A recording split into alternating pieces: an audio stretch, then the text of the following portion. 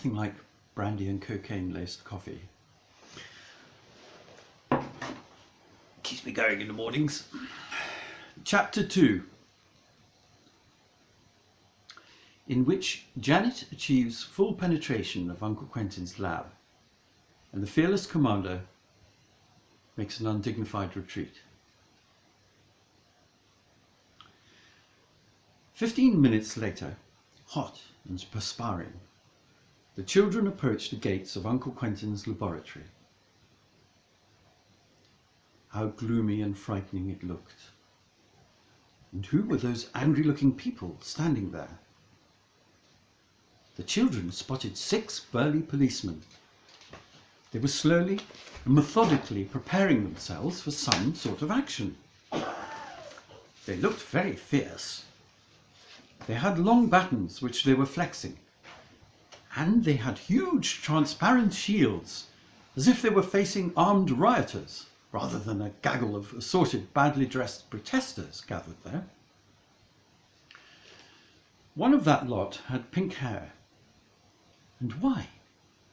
One girl even had hair streaked green and purple. Mummy would have said they were very common indeed, and Daddy would have called them layabouts and communists. She just knew he would. But still there was something nice about them, she thought. Especially that masculine-looking girl over there who had a combat jacket on, with a US Navy SEAL's badge on the shoulders. Janet felt a little weak at the knees just looking at her.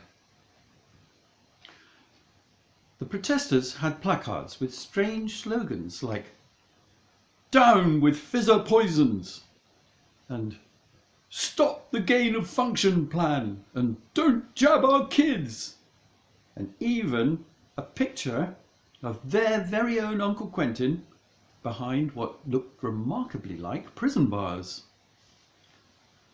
The words underneath his picture said, "Jail him, mass murderer!" Peter went as white as a ghost. But Daddy always says Uncle Quentin works to protect our country from bad people from abroad, he stuttered. Janet frowned. What could be going on? There's only one way to find out. She stepped forward. "I'm going to talk to a protester," she announced bravely. Making sure her Victoria Cross was clearly visible on her lapel, she hurried right up to the girl boy she had noticed earlier. "Ooh," she gushed. "We're on your side. Maybe help you?" asked Janet politely. Girl boy looked her up and down. "I doubt that very much," came back the deep manly voice. "You're a sis." "Sissy? I'm not a sissy."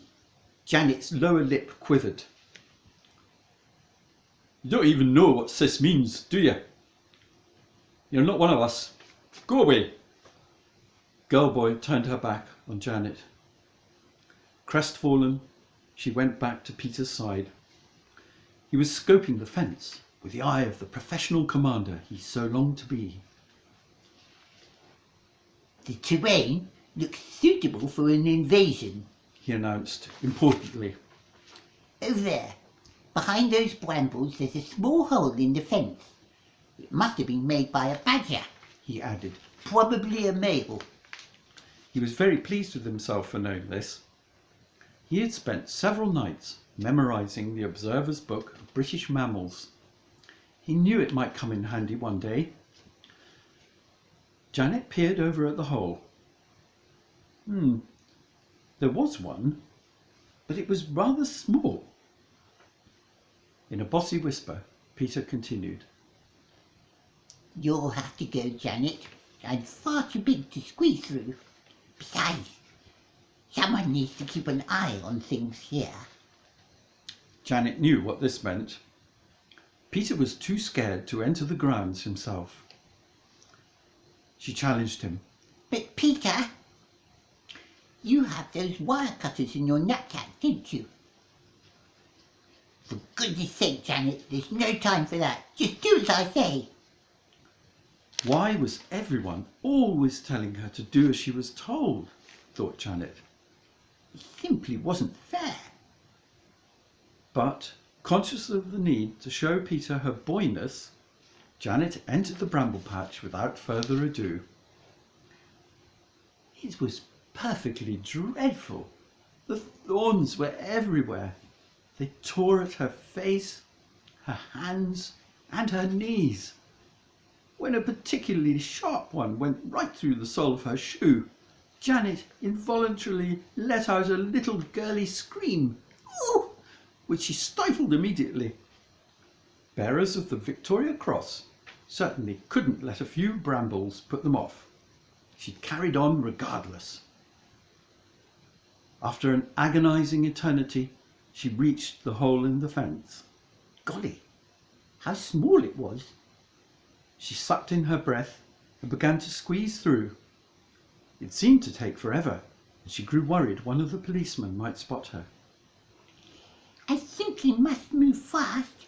I'll show Peter I'm a better boy than he thinks he is. She kept going until at last she was finally through the fence, with only a few nasty scratches, a torn shirt, and a slight limp from the thorn in her shoe.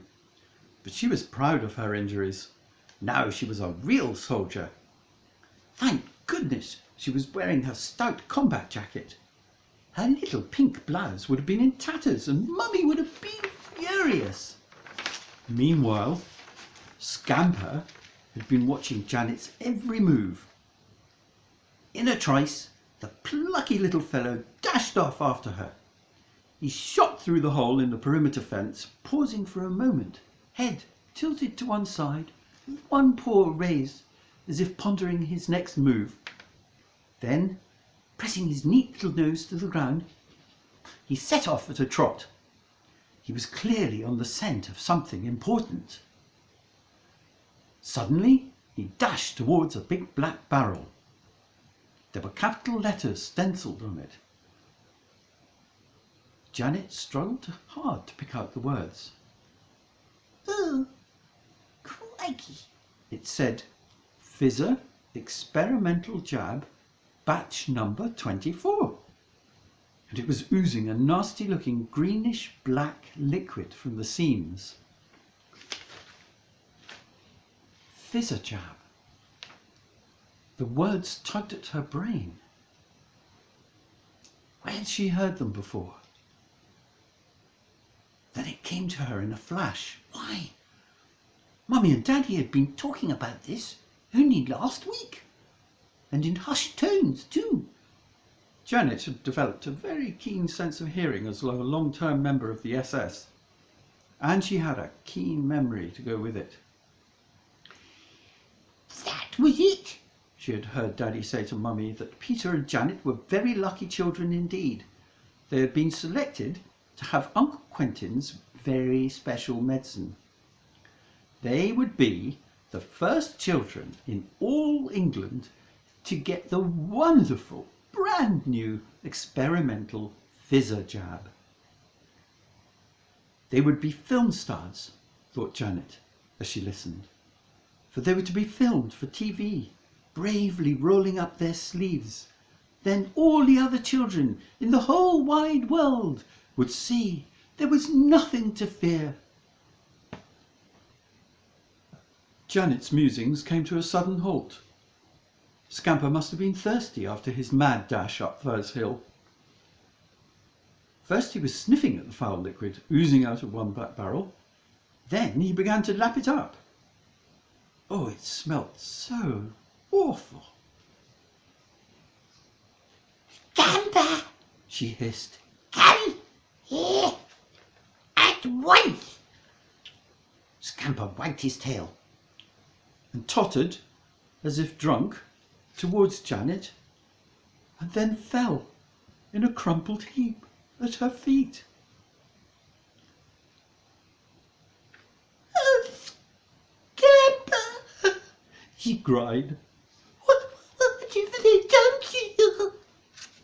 Gone were all thoughts of the drama of the biolab. Her poor darling Scamper was lying on his side, his little pink tongue lolling out of his mouth, blackened by the evil potion he had just imbibed. Oh no! Scamper's sweet little eyes, they were rolling up to the back of his head. Only the whites were showing. He could hardly breathe. Janet stroked his heaving flanks. She could feel his heart racing at a terrible pace. The brave little chap gave a brief whimper and a twitch, and then lay still. Janet screamed and fainted. This was beyond a nightmare. Suddenly she abandoned all notions of boyishness and screamed again, this time uncontrollably. Ah! Peter! She yelled, Help! Come! No!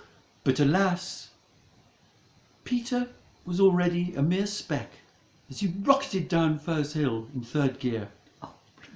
That would-be valiant field commander was conducting a full-scale tactical retreat. That is, he had fled the scene